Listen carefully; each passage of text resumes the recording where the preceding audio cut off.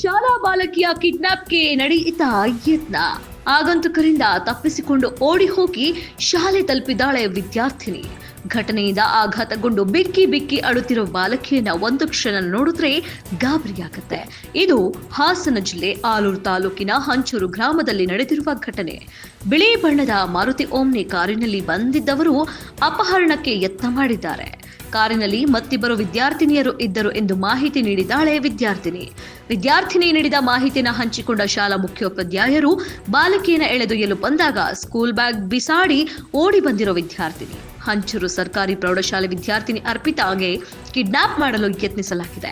ಅಂಜಿಹಳ್ಳಿಯ ಮನೆಯಿಂದ ಹಂಚೂರು ಶಾಲೆಗೆ ಹೊರಟಿದ್ದ ಬಾಲಕಿ ಈಕೆ ಘಟನೆಯಿಂದ ತೀವ್ರ ಭಯಗೊಂಡಿದ್ದು ಕಣ್ಣೀರಿಡುತ್ತಿದ್ದಾಳೆ. ಘಟನೆಯ ಮಾಹಿತಿ ತಿಳಿದು ಸ್ಥಳಕ್ಕೆ ಆಗಮಿಸಿದ್ದಾರೆ ಪೊಲೀಸರು.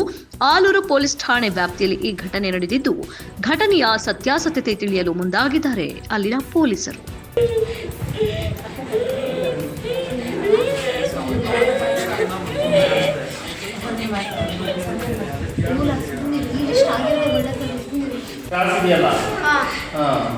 ಎಷ್ಟೊತ್ತಿನಲ್ಲಾಗಿದ್ದಾವೆ ಅದು? 8:45 ಆಗಿದೆ ಸರ್. ಬರೀ 9 ಗಂಟೆ. ಅದೇ 5 ಗಂಟೆ ಆಯ್ತು ಸರ್. ಒಟ್ಟಿಗೆ 9 ಗಂಟೆ. ಓಮಿನಿ ಗಾಡಿ ಇದೆಯಲ್ವಾ?